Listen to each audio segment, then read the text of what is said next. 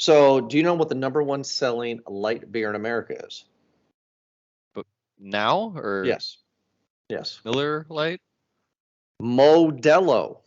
Right now, I don't like that the Modelo is in this gold chocolate candy wrap. That's a little weird. All right. Wish me luck here, bud. I'm going to go into this number one selling beer in America, Modelo Especial. Good luck. Here we go. Can't wait to see it. He's trying a Modelo live. First right here. That's a healthy sip there. Oh, God damn, that's just terrible. The face says that you enjoy it. Hello, and thank you very much for downloading this most recent episode of Movie Guys Podcast. You can download many more episodes at movieguyspodcast.podbean.com.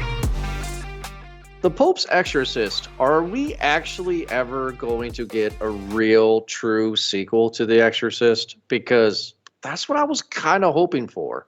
Did they ever talk about Pope's Exorcist? Eric, how the hell are you doing? Wait, wasn't there already a sequel to The Exorcist? Wasn't there already a few reboots? Yeah, there was few, right? But now we're in that realm where there is an Exorcist movie coming out that's saying that all those other movies never happened. Sure. So that's what I'm waiting for, is because if you haven't seen those other movies, Exorcist 2, The Heretic, Exorcist 3, Exorcist for the Beginning, oh, they're all garbage. So Exorcist 4, I tell you, that one, I go back to that one saying that, if there ever was a movie that started off hot but then ended with a dud, that might have been that one.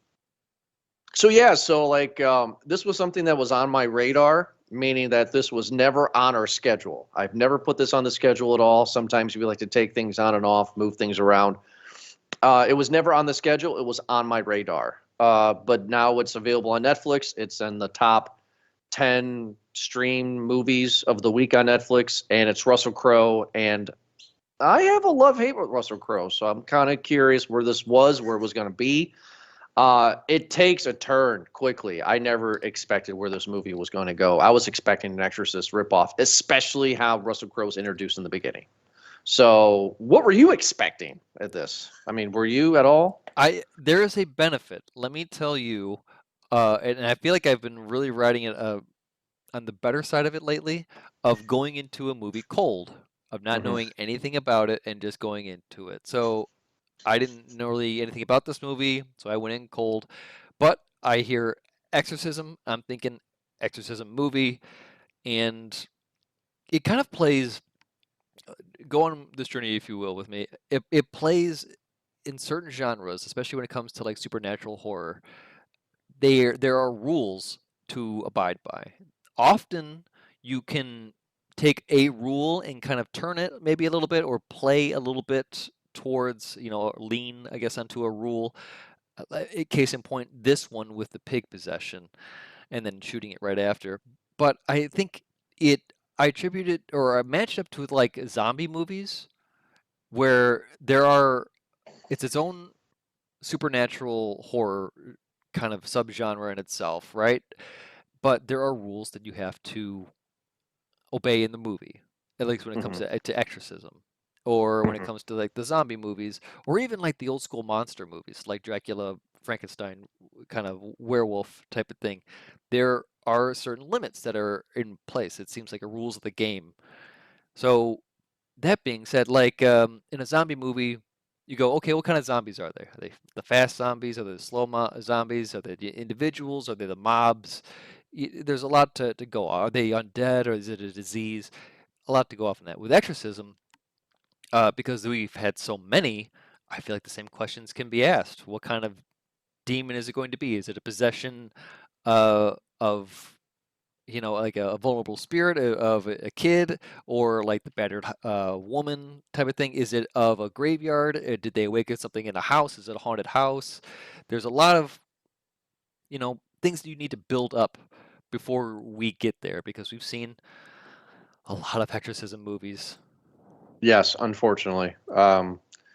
Yeah, we've seen a lot, and I have not seen a lot, meaning that a lot have come out. But I try to stay away from exorcism movies. What brought me to this movie was Russell Crowe. Like I said, I have seen the trailers months in advance. I was interested, but on my own time interested. Russell Crowe really won me over in Gladiator. That's And that about most people, yeah, right? right. And then and not very popular, but I did enjoy his performance in A Beautiful Mind. So Sure. I'm kind of so, and ever since then, I've kind of haven't seen anything that he's done. I mean, my boy Aronofsky did Noah, and I didn't like Russell Crowe in Noah. So I'm kind of curious, what is Russell Crowe going to do? That's what I was drawn into, was this movie. And I agree with you what you were saying about exorcism movies, because you got exorcism movies, you got possession movies. Sometimes they're one and the same, sometimes they're separate. So what are we getting into? What is this world? But like I said before, I was going into this completely thinking Exorcist ripoff with Russell Crowe. Sure. Not knowing that we're going to take place in this, I guess now, because we're old, it takes place in 1987. Yep. I was one. So, okay, right off the bat, we get this straight exorcist theft scene, right?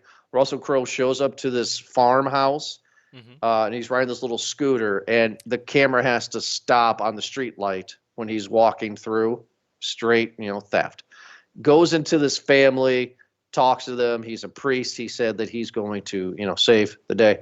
And he speaks Spanish and stuff. That's great. And this opening part is Italian. They're an Italian vision. They're Italian. I'm sorry. They're Italian. So he speaks multiple languages. I like this scene. I like this scene a lot, where the brother, or like an older teenager, or maybe, I don't know, but like an older guy, was possessed.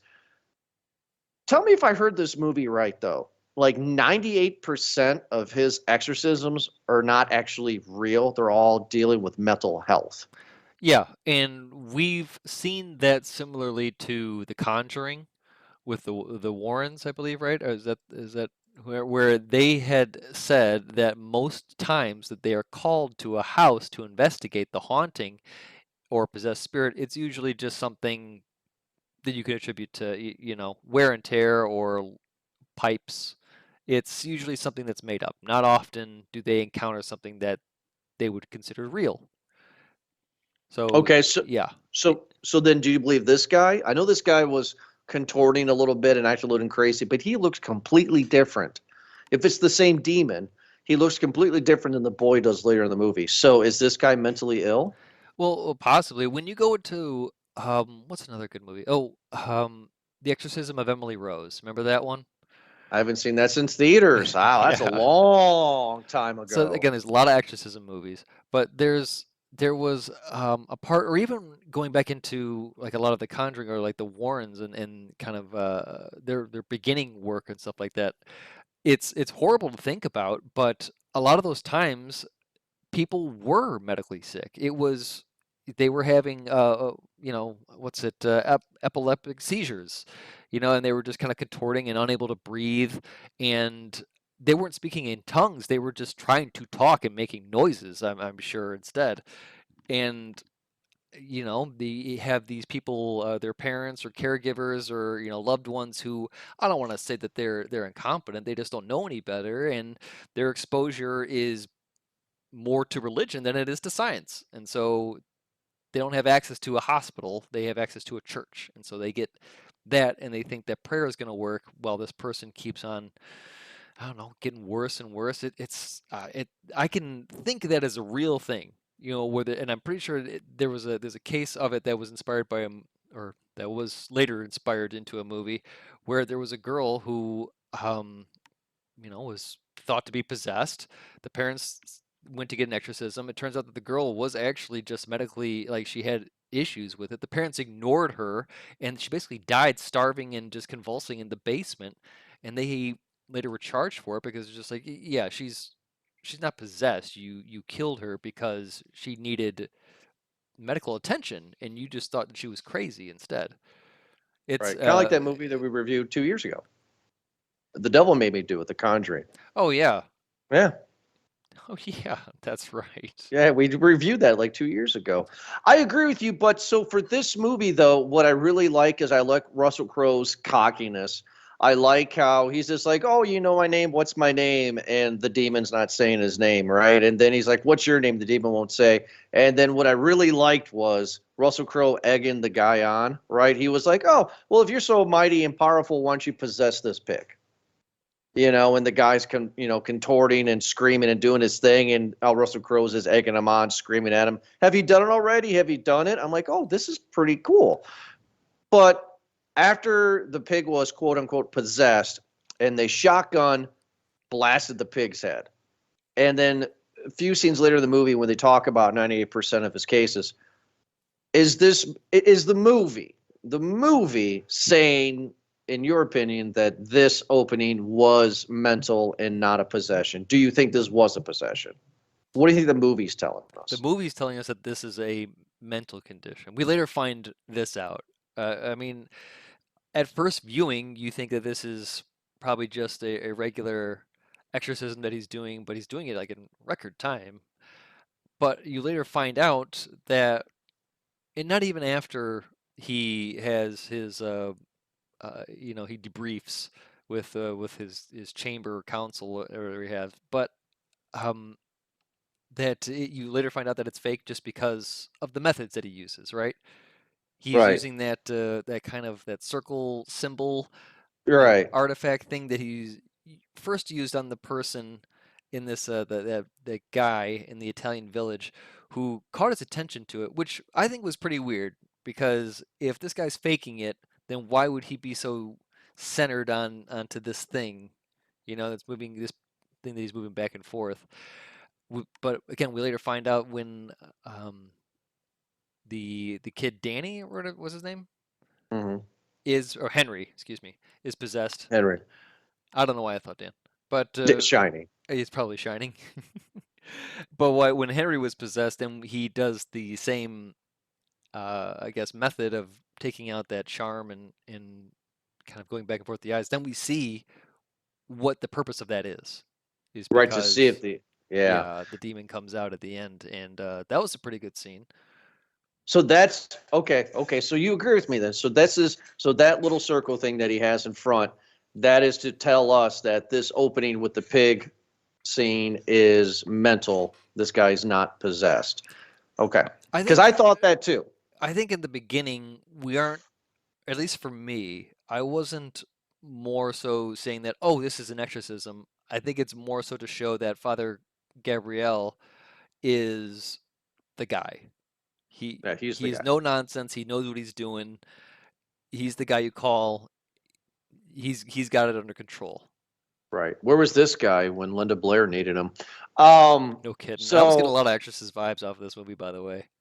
it was trying to do it, but then it went a different direction. I'll tell you when I turned on the movie. Not saying I turned negative or bad, just when I turned. I have a guess. Yeah. Yeah. But now we get introduced to a family. It's a mother, a son, and a teenage daughter. They're Americans. They're in Spain. The father died in a car accident. Right. And the son was in the car, and the son saw his dad's head get impaled by a metal pipe or something. Yeah, and he has not spoken since. Not spoken since, and it was a year ago. But I guess this dad has a family heirloom, whatever, this castle on this hilltop in Spain, and the mother has spent all the money to hire construction people to fix this castle so they can sell it, turn a profit, and go back to the States. Yeah. A lot of questions with this. Number one, if that happened, right, the death of the father, why would the family leave everything in America and just go? Why can't they just go for a couple-week trip? Why pack up everything? The movie's telling me that the whole family has moved here to help complete construction. Why are they moving? Why can't they just visit? That irritated me a little bit. Yeah. Because they're trying to have a MacGuffin, and that's not a good MacGuffin. Yeah. Why does it always seem like the horror movie trope, right? The very played out scenario where, Jane Nobody or John Nobody, who's broken down on their luck, suddenly gets a call and says, "Hey, your Uncle Joe, Aunt Betty died, and they left you this, multi-million-dollar, 20,000 square foot a sprawling mansion on 10 acres. And yeah, it's kind of weird that nobody told you until right now when we Mm-hmm. read the will. And oh, you didn't even know that you had an uncle or an aunt? Like, oh, well, here you go. Here you go. But you see my gripe, and I know that my gripe is really over the scheme of things. It's kind of silly, Eric. But like, if this would happen to you, you wouldn't pack up your whole family and move to Spain. You would probably take a trip to see how things are going. Yeah, there's the And that thing. irritated the hell out of me. Yeah, it's the 80s in this part. Yeah, I would think that I understand trauma happens, but you would think that maybe leave the kids with, I don't know, a parent, grandparent or something. I mean, Grandparents. yeah, Yeah. just for like a little bit, like, hey, watch them for a week. I'm gonna need to fly to Spain real quick just to make sure that everything's in order working Hmm. here. Yeah, I don't want my kids to be around the construction Right. or just living here while it's completely being redone. Yeah, I want to talk about that too. Like, I mean, how much money did this dad have? Because she said she never worked the mother, right? So she said she spent all the money. This is a castle. People who haven't seen the movie, listen to the show. It's a castle. Whatever vision of a castle you have, that's what it is. And they're modernizing it 80s style or trying to. Yeah, That is, it's got a whole courtyard and everything. that's billions of dollars.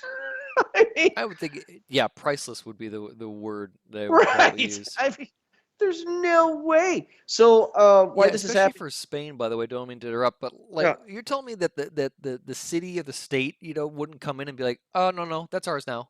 That's a that's an landmark historic. property. It's Yeah, it's it's it's a historic thing, right? Especially we find out later that Spanish conquistadors built the thing.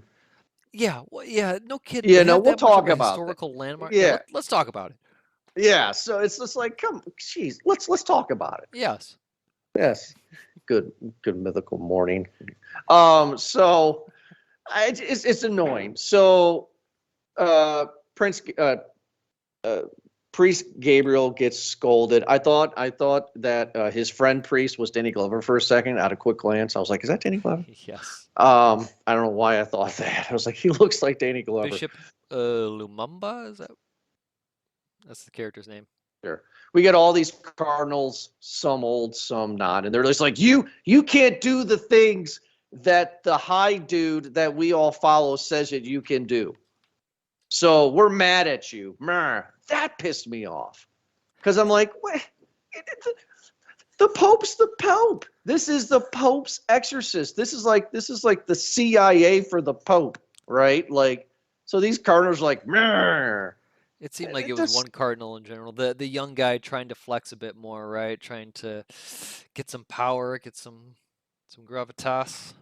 Yeah, but aren't they kind of going like backwards of what they believe in, right? Because like somebody said in the movie, I don't know, one of the popes or somebody said like, I'm sorry, the Pope himself said to Yeah. Gabriel that they don't believe in what we believe in. They don't believe in the old ways. They believe in the new. It's like, okay, so it's like, but that doesn't make any sense. They're following you. Okay, all right, okay, whatever. So that segment this chunk pissed me off. Hmm. This was arms folded, introduction to the family, very vanilla, introduction to these cardinals getting pissed off, and the Pope's like, hey, we have another case for you, Gabriel. It's in Spain. You go to Spain. Well, why he's going to Spain? These two construction workers go into the greatest Buffalo Bill basement in Spain ever, and they sledgehammer a little section, and there's like this pentagram, and there's some symbol or something on It a was, wall. yeah, originally Henry had gone down there because, you know, Hey, it's why? his castle. You can just go ahead and do whatever you want, Henry. So a little Correct. boy goes down in the basement, sees some sort of glow through the brick wall, and it kind of expands the hole a little bit. And then when the workers go down there, they see that hole with a glow coming out of it. Yeah, they inspect it a bit more. There's gas, sulfur that are coming from that little area. They light up a flare. They get blown up. Blown the heck up too, and the That's it. film does. Never flippin' mentions it ever again We don't Yes. hear about the people anymore. Everyone just leaves and say, "No, it's good enough for me." Yeah, they're all this leave. I'm like, and one of the things too is the movie doesn't hold any punches, right? I mean, you actually the next shot after the explosion is a camera down bird's eye view of one of the guys just completely charred, Yeah. like being loaded into an ambulance, and like the main foreman's like, "We're gone. This place is evil, evil. We're gone. See you later. You're doing this yourself." That would never have happened. I mean, I know it's not America. This is Spain, but these guys should be licensed, bonded, insured. Accidents happen, right? It's the 80s. I don't know what Yes. that means. It's the 80s. But this is when the possession starts. The little boy, Henry, goes down, he sees that symbol, and he immediately gets possessed by this demon. So now this demon, every time we see possession movies, I'm waiting, and maybe there is one. I haven't seen it. Maybe there is, but there's never Satan himself possession, right? There's always demons. So I'm going to murder the heck out of this name to go all the way to this movie. We find out that this demon is Artemis, Asmodeus. Asmodeus. You're a very intelligent man. Do you know anything about this? No, I mean, He's the I king don't. of hell. Isn't the king of hell Satan? No, he's the god. He's this guy Asmus is just because there are different chambers and layers of hell. Oh, like 7 layers of 7 deadly sins, if you will. It's a big old inferno down there. Nice. But So this, yeah, I'm okay. sure as they explained it that demons work in a hierarchy and they keep on going up. Um uh, Asmodeus is a actual character, it seems. An He's actual, like in the Bible. I'm looking up in his Wikipedia. Oh, Oh, did you already look up all this? That he is a prince of demons and in hell. In Jeo-Islamic lore, he is the king of both the daemons and the demons. So so like the jinns and the demons. So he's a general. He's a higher up there. So one of the things that the movie, I believe, says, and I don't know if this is a Bible thing or if this is made up for the movie, but they said that when Satan fell, 200 of his followers, the fallen angels, fell with him. And they fell all around the world. And this location where this castle is built is where this demon fell, Yeah. right? I didn't know that was a thing. I just thought, I was always told that Satan fell. I didn't know that his 200 angels have fallen and that's become demons. I don't know if that's a thing in the Bible, but that's kind of a cool concept, I thought. Oh yeah, Like for sure. I like that. Lines it up for 199 more movies. Right. Which they're leading up to, right? So Priest Gabriel goes to the house on his scooter. That's absolutely amazing. Is the movie trying to say that he's an alcoholic? Because the creepy young priest sees him and he's slinging back, I think, a whiskey. I don't know if the movie's trying to say that. But that young priest, whatever his name is, that guy's a creep in the beginning. And what I'm talking about is the scene where he greets the family when they come to the house. Or Escabel, is that his name? Father Tomas? Escabel, whatever. He was creepy. He was like, Thomas! if there's Tomas! anything that you need, please don't hesitate to ask. And it's like, that guy's creepy. Here's a trope. Later find out that it's confirmed that he's Well, is he a creep? We'll talk about he has a bit of a libido, and that's one of his sins. One of the tropes that we have in possession movies is that there's always an old priest and a young priest. Yeah. That's a trope. So Father Gabriel comes in. They have taken Henry to the doctor. Doctors are saying that there's medically nothing wrong with him at all. Was there trauma? And this is where we find out, yes, father died, blah, blah, blah. He's looking pale. He's looking a little scarred up, looking like a traditional Exorcist movie kid. And this is when Gabriel comes in and they're just like, hey, last ditch effort, let's go check this out. And this is where we confirm that this is actually a demon, not a mental health case, where he puts that token, if you will, up. And then what is a cool effect, which it could be really crappy, but the CG was pretty good, where his human pupil splits away to like a demon reptile pupil. Yeah. I was like, okay, That's pretty cool, right? Um, so this is where I turn. You said that you guessed it, but I'm watching this on Netflix at home, and Gabriel is already there doing like a little bit of mini exorcisms, and I pause the movie, and I'm like 35 minutes in, and it's like an hour to go. And I'm like, where is this movie gonna go? I said the same thing. By the way, that thing that he's using is called the Saint Benedict medal, Oh, and it's sacramental. Using it, yep. I guess it's a real thing. I like the fact that you and I are on the same wavelength, that we're not even in the same state watching the movie. I mean, I'm sitting here thinking, there's an hour to go. Where are they going to go? And you agree with me, right? Oh yeah, Like I think I paused it we're maybe right around the same time just to kind of see right. where I was at. I'm like, am I an hour into this? Like, what's going on? Yeah, Like, is the movie that good? It's moved that fast? Like, that's it's exactly what I thought too. right.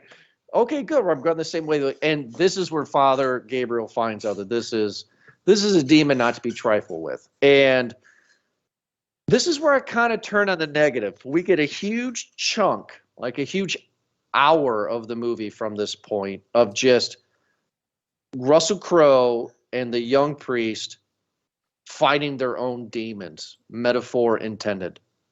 And interesting in the beginning, but it just drags and drags and drags, Eric, and then I get bored. Mm-hmm. So the demons that they're facing is that the young priest, Thomas, he's a man whore. Yeah, he likes a little bit of fornication. And then a sin that I don't know, I guess is really, I think it's me personally, I don't consider a sin, is we find out that Russell Crowe's character as a young boy in World War II was ambushed by German German soldiers. There you go. There we go. And everybody in his platoon was wiped out and he played dead. Like, Yeah. really? Like, I don't really consider that a sin.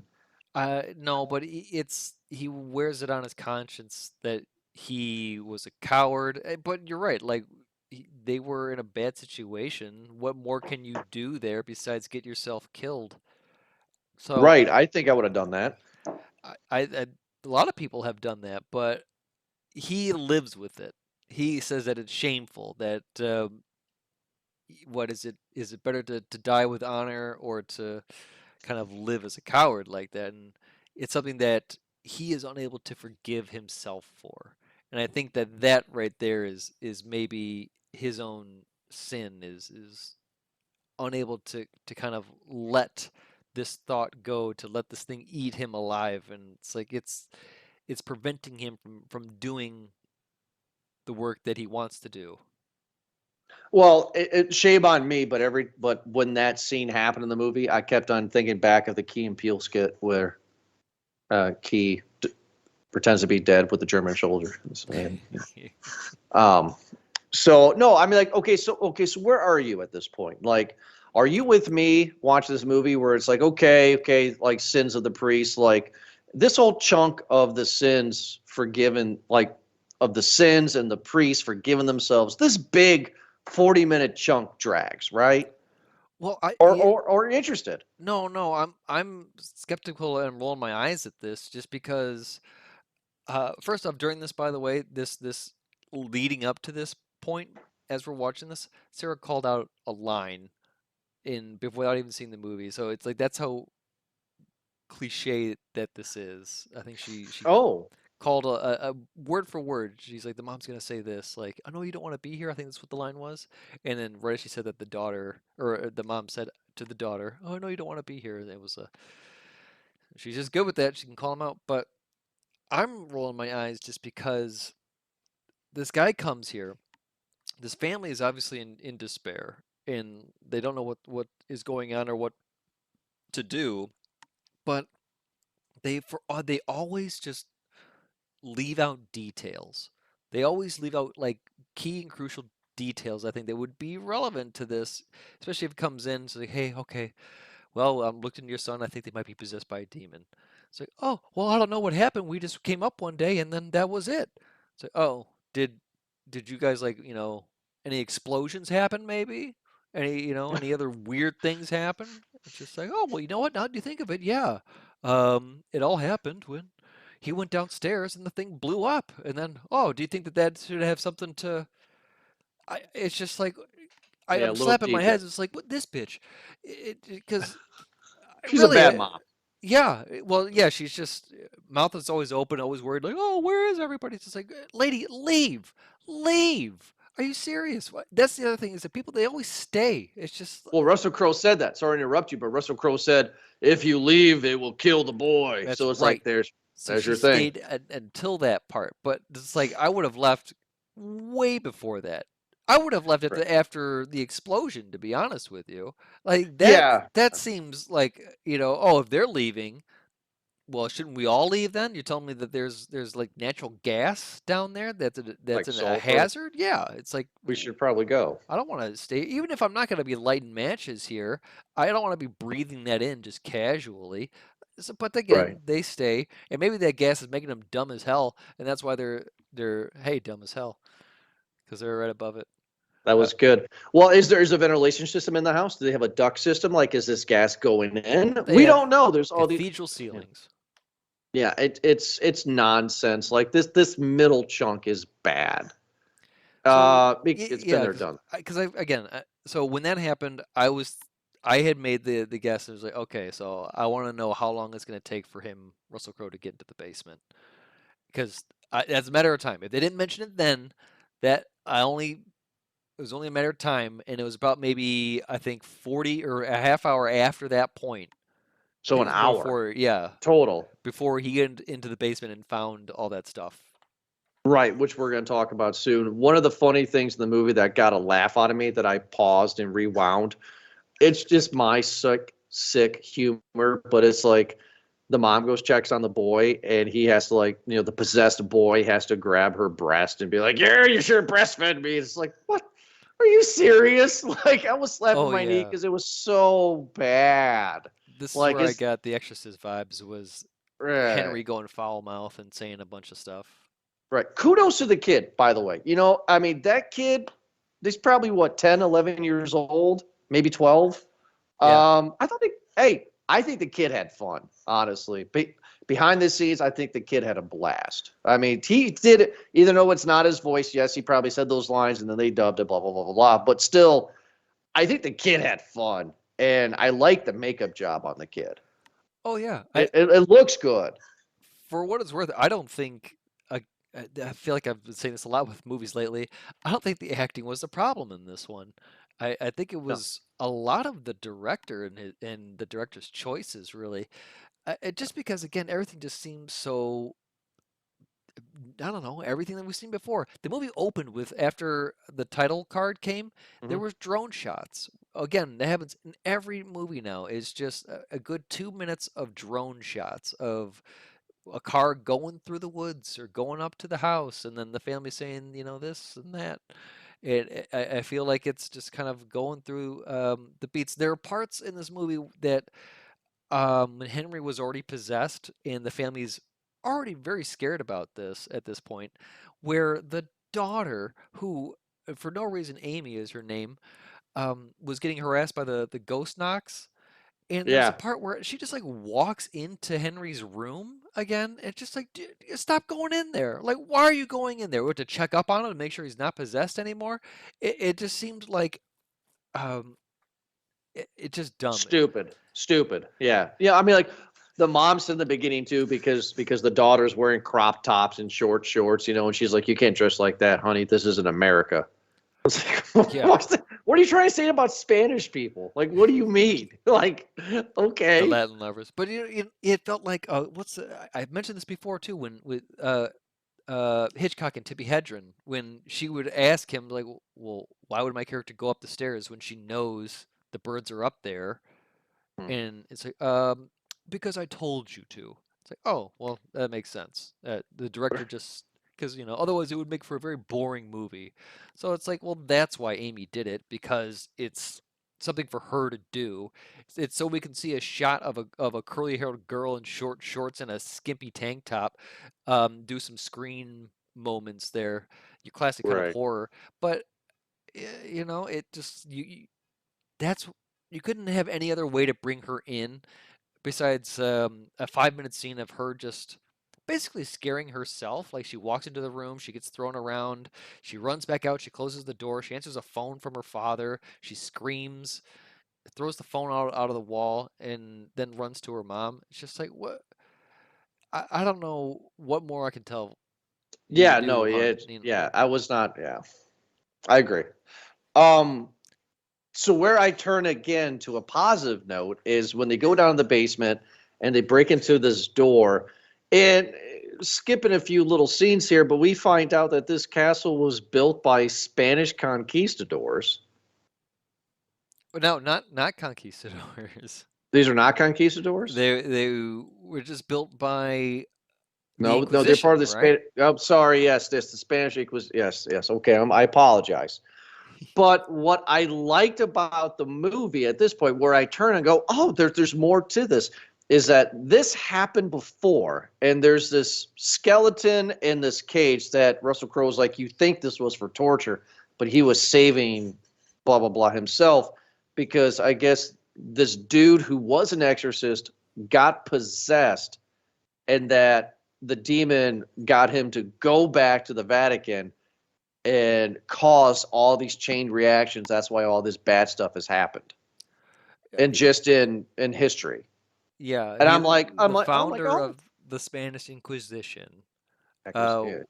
was an exorcist who was possessed and infiltrated the church and had them do the however long the Spanish Inquisition was for, a long time, and did all their horrible acts through there. And then yeah, they come to find out you're right. The Exorcist or whoever was exercising did the sacrifice, right? Saying that Right. there's no way to defeat this demon, so if you're not going down, I'll take you down with me, kind of mentality. I don't have to win; you just have to lose. To quote Ant-Man, Nice. and And we're he gets possessed, and locks himself in the basement and closes himself off. Yeah, bricks himself up, a la Red Masquerade. I like this part. I do because it's like again going back earlier in the show. We're sitting here. It's 35 minutes and the exorcism's already beginning. It's like where's this movie going to go? And it's trying to dive deeper into the Vatican stuff. Like oh, this is why all bad stuff has happened because of this team. It's fine. Like okay, it's giving me something more to it than just laziness.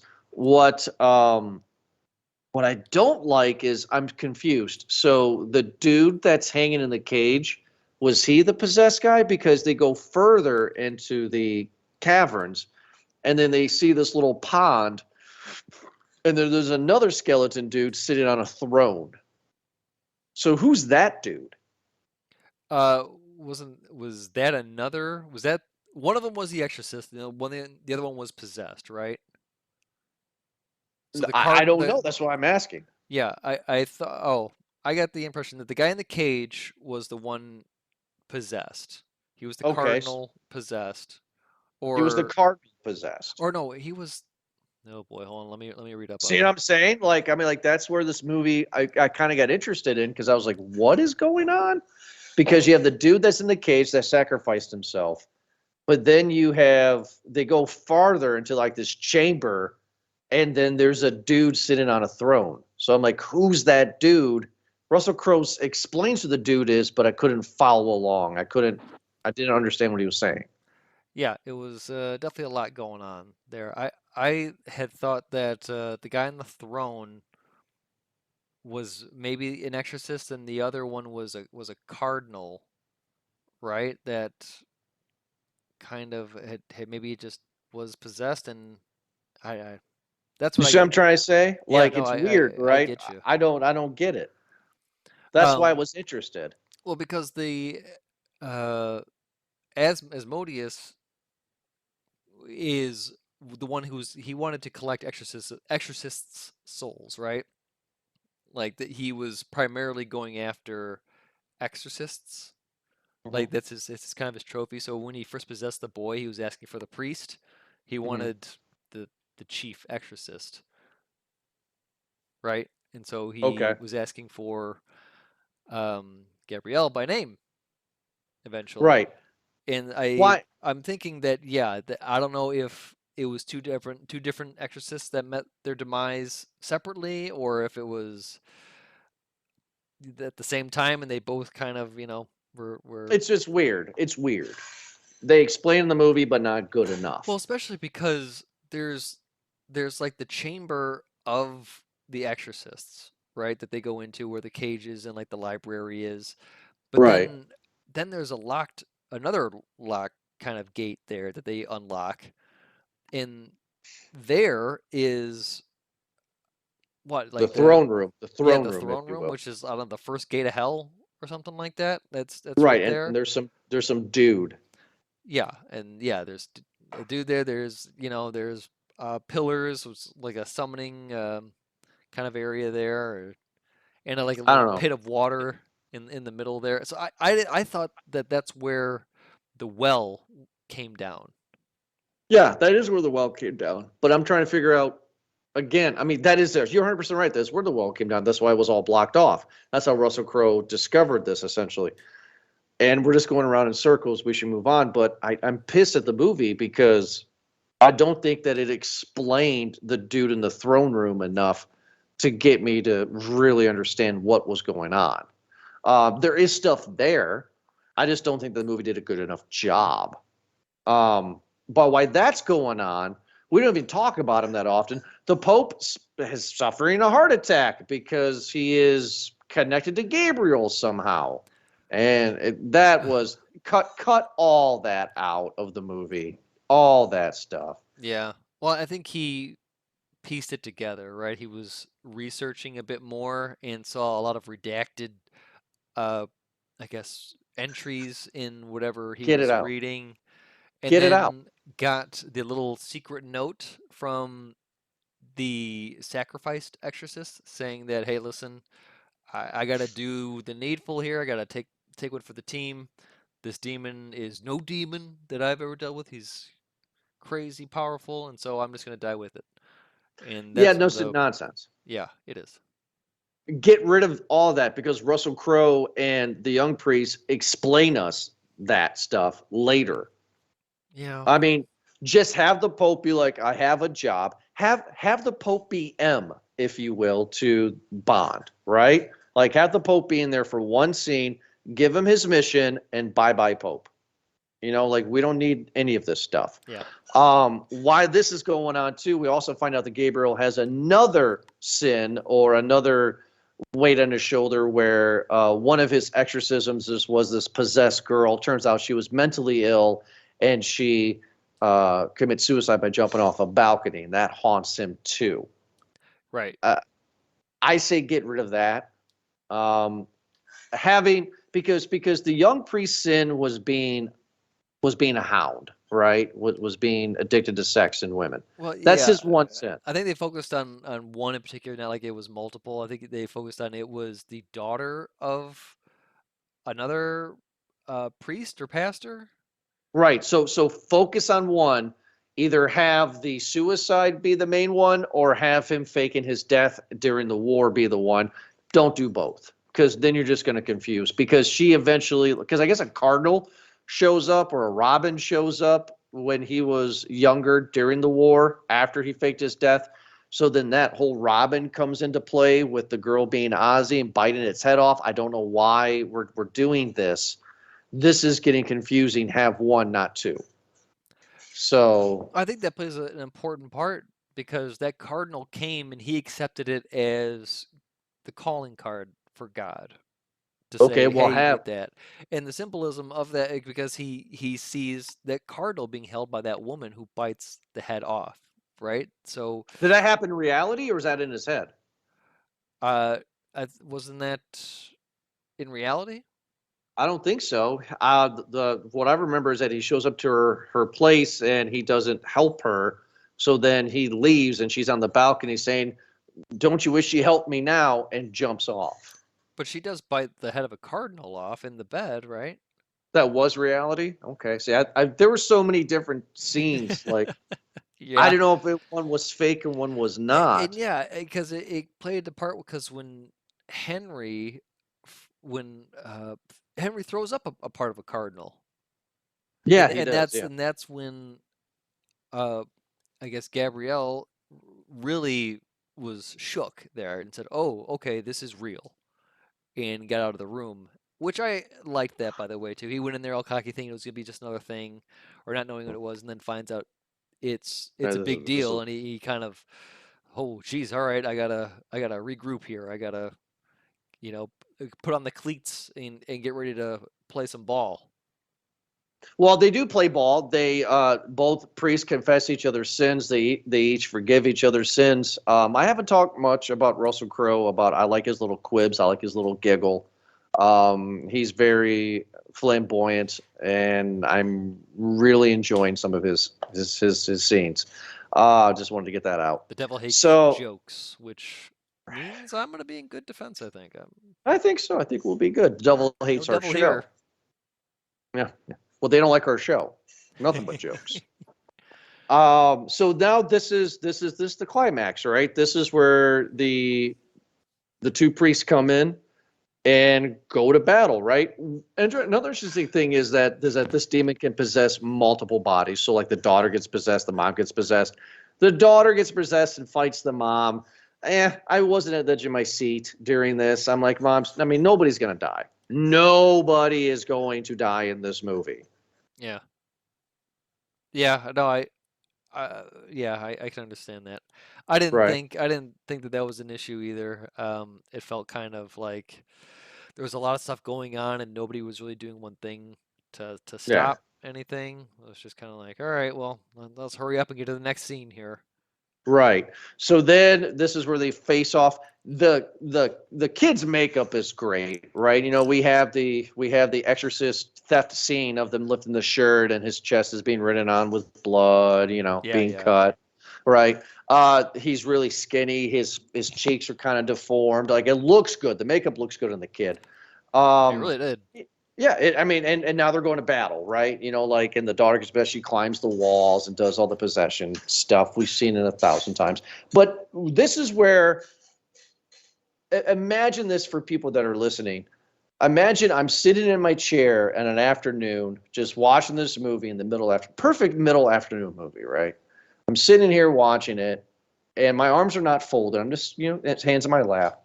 And then all of a sudden, when Gabriel gets flung up against the bookcase, and I immediately pops in my head. I don't know why this happened to you, Eric, but I crossed my arms and I went, my exact words to myself out loud was, son of a bitch is going to get possessed. That's what's going to happen.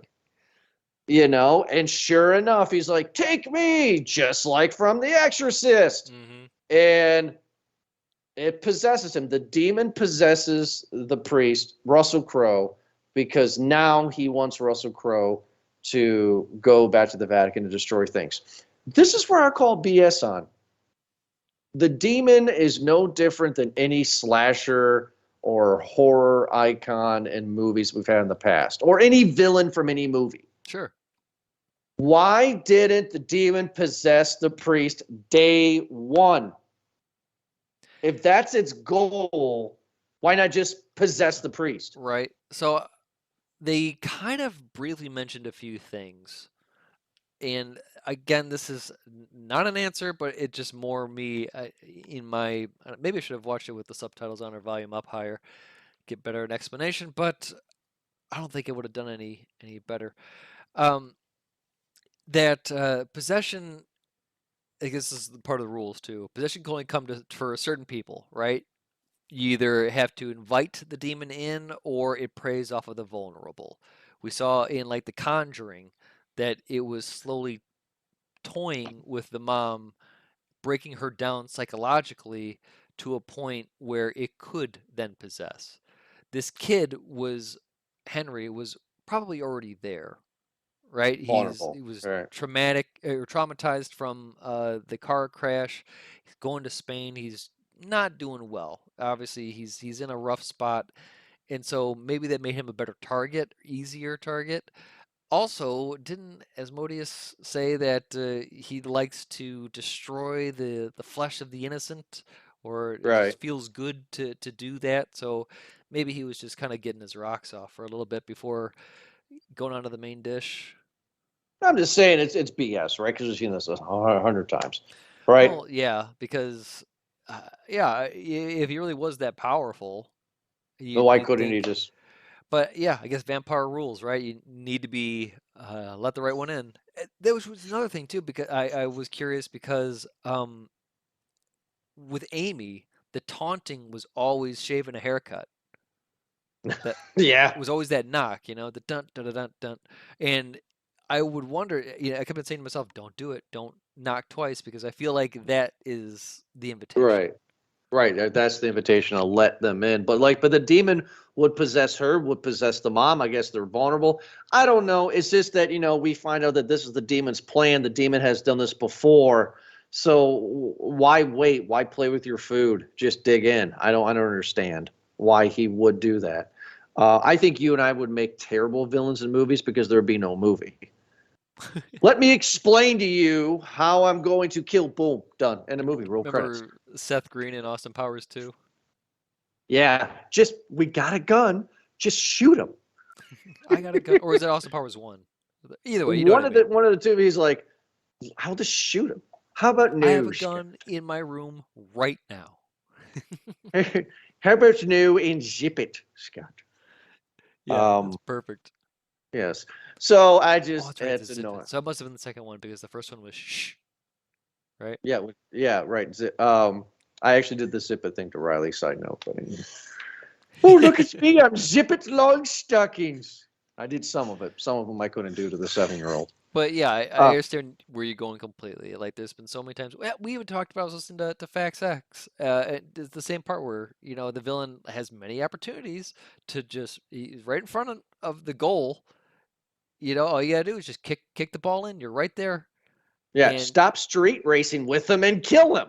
yeah, Right. yeah. That's I what know pissed what you me mean off in this. exactly. Where it's just like It's just like, just why do are it, you doing this? do it. So, um, so I was painting that scene, right? Going back, I was painting the scene of me with the arms in the lap. Oh my God, he's gonna get possessed, and now he's possessed, right? Hmm. So now Gabriel's possessed. So what does he do? He's going to do what the other people did down in the basement. He's going to grab a rope. He's going to sacrifice himself. He's going to kill himself, right? And then where I completely sat up in the chair. I'm not exaggerating, Eric. You know me very well. I sat up in the chair when I'm watching the movie by myself, and I said, and I'm sorry, everybody, but I said, bullshit. When the demon was Venom talking to Gabriel while he was doing things. Oh yeah. Oh, that made me so mad. Like Gabriel hangs himself in like Venom style. The demon's like, "You ain't gonna do that, bud," and like kicks him Kicks off it. the Yeah. rope.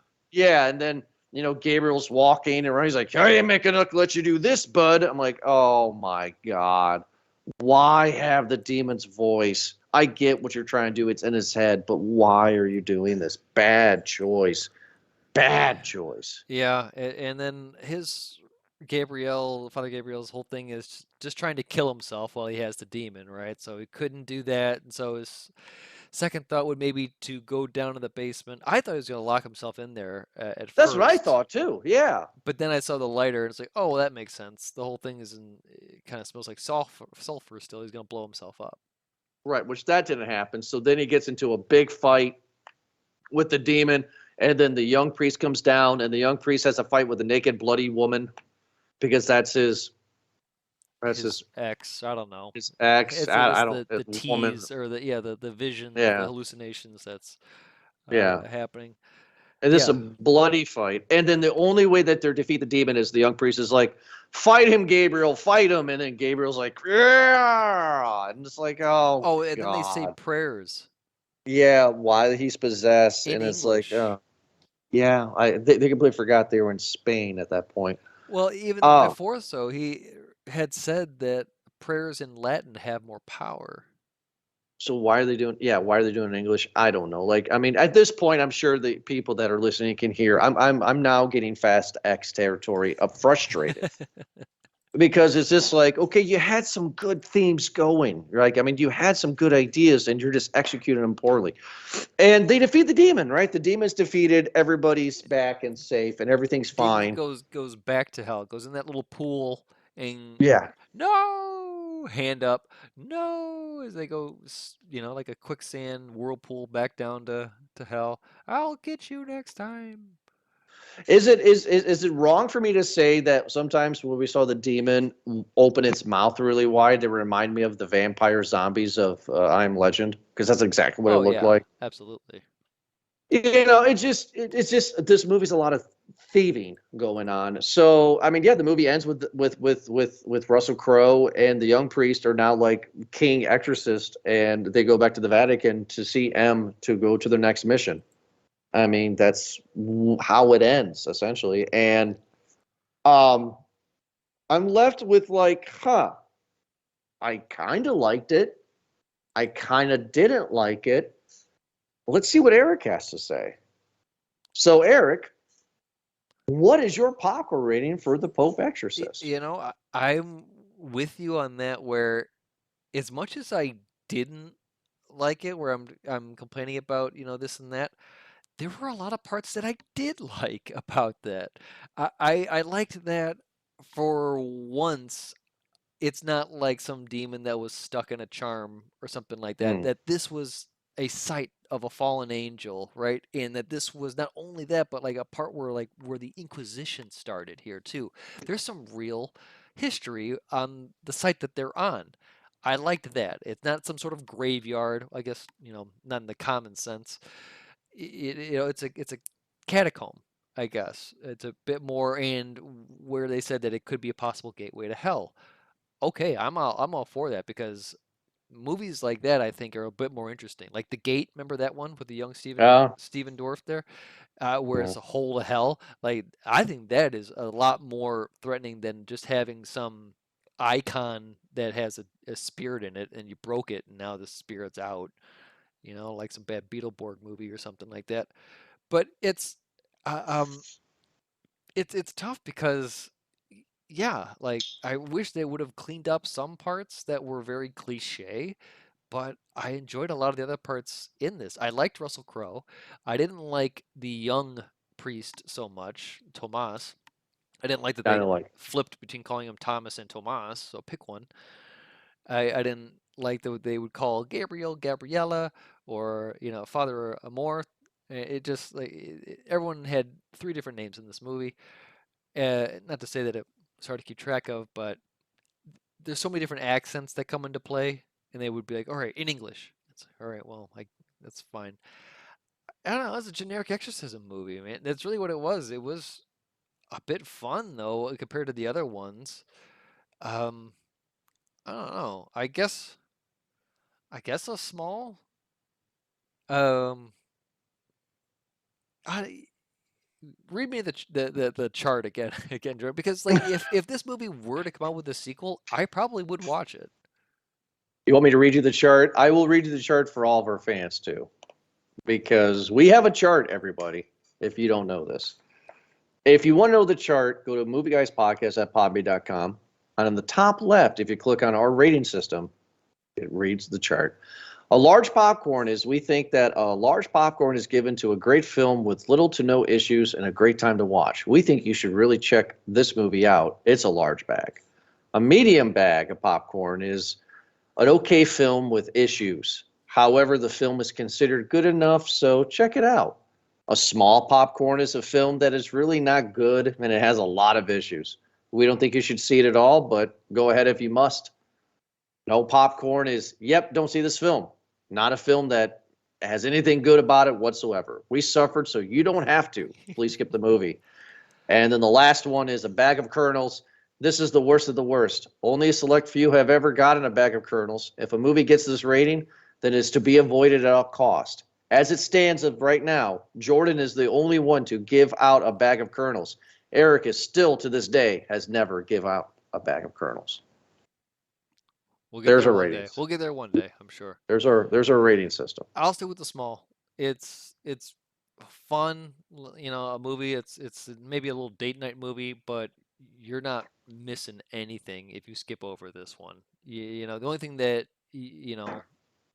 you miss over this, you might be doing something else better on a Friday night. But just like you said, Jordan, this might be like a Tuesday afternoon kind of movie. Yeah, yeah, yeah. I actually totally on the same wavelength with you. I think this is a small.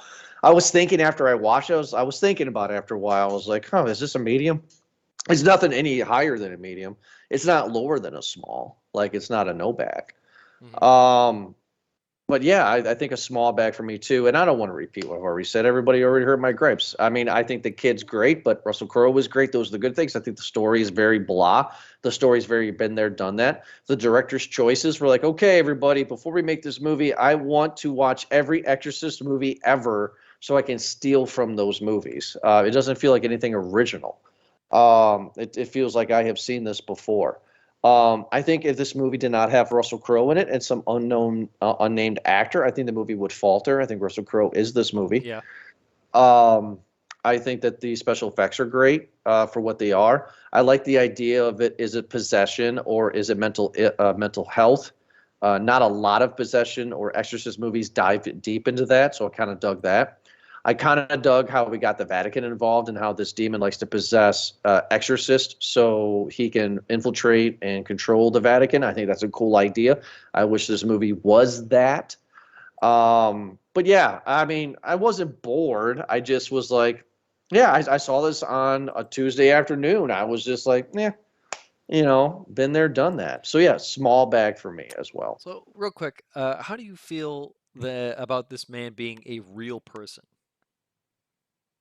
Russell Crowe's character? Gabrielle Amor, or whatever, is a real person, or was a real person. Died in 2016, Oh my 991. God. Oh my God. He was the Pope's exorcist for 30 years. He wrote a lot of books, as the end of the movie suggested, and he has performed over 50,000 exorcisms. So that makes it teeter to a no back at that point because this movie's fantastical. Like, remember, like I brought up in the review how 2 years ago we reviewed Conjuring 3, The Devil Made Me Do It, Yeah.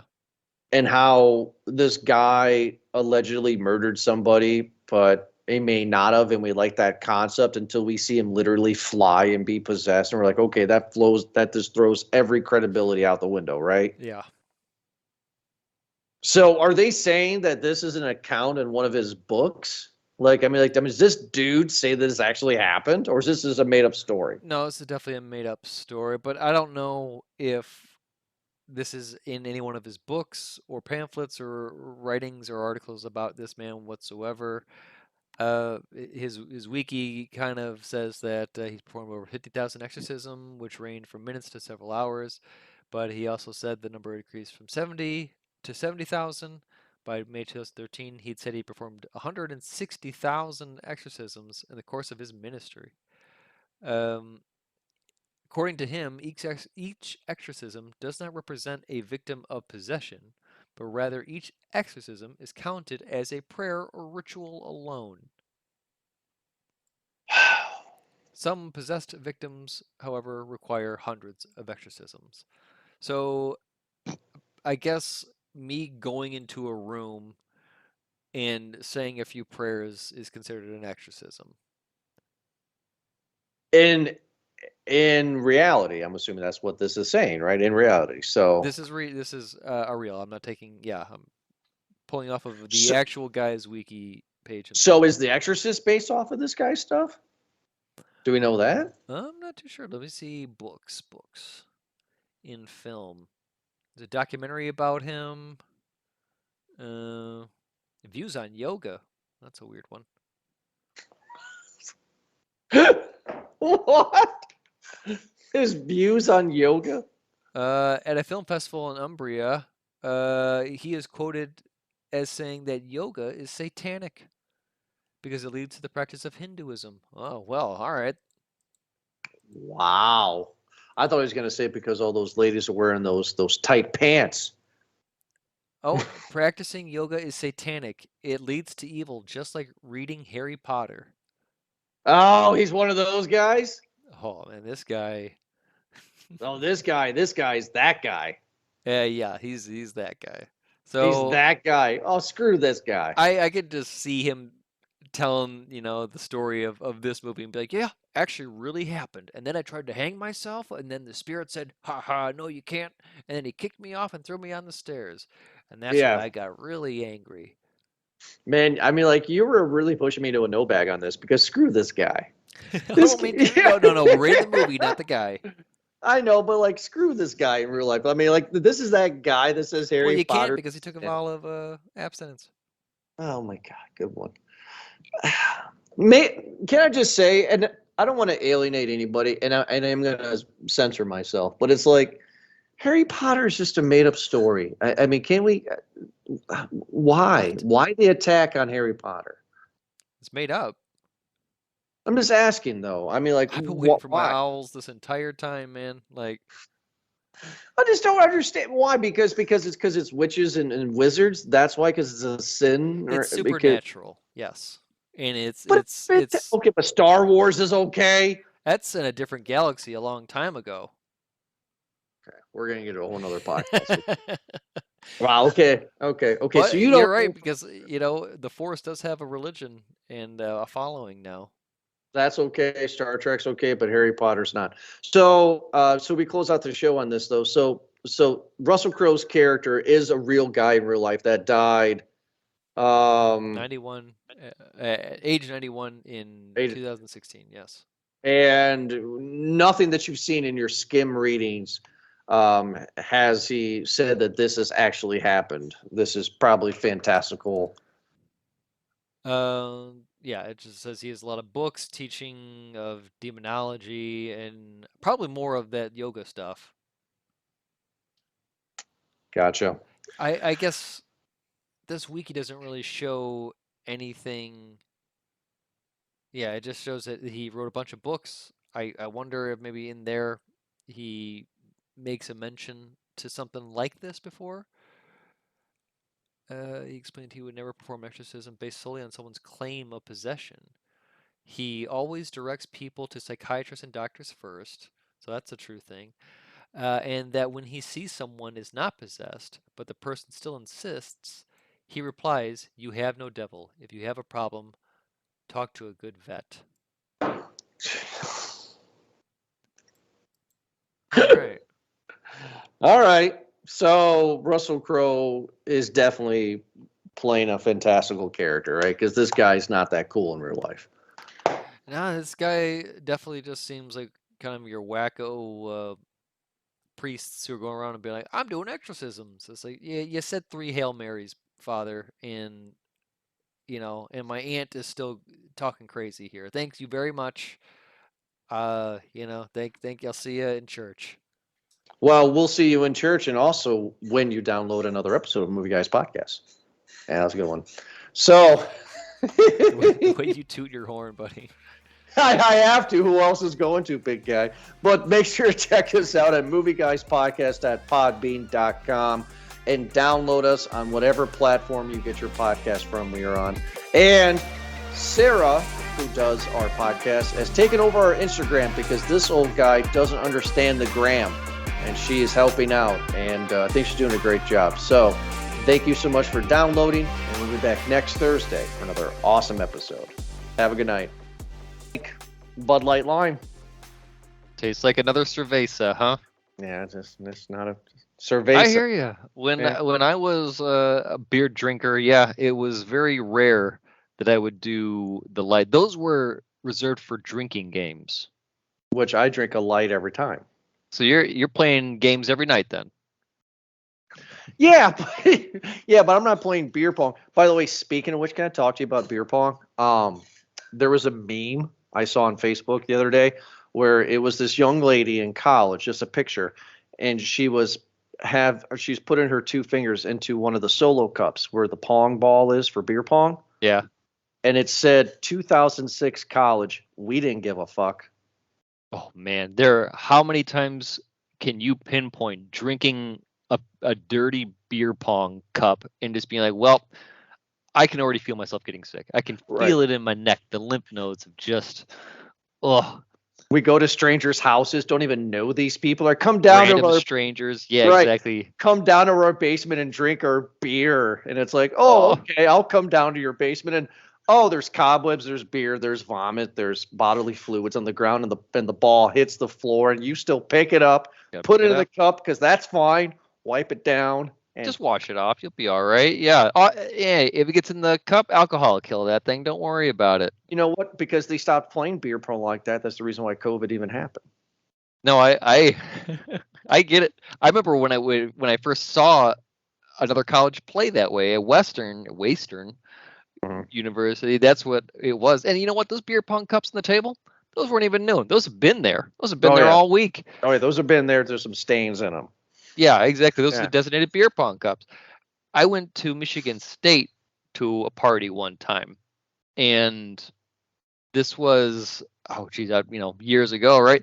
But it blew my mind that they were just like, oh no, you just hold your beer and you take a sip every time someone makes a cup and you just pull them off to the side. And it was like, well, that makes sense completely. But for some reason, it felt like you took an element out of the game. Yeah, you actually feel more dirtier doing that. It's a penalty, right? You're making the other person on the other team, I guess, dirty because you made the cup and now you're like, ha, I made it.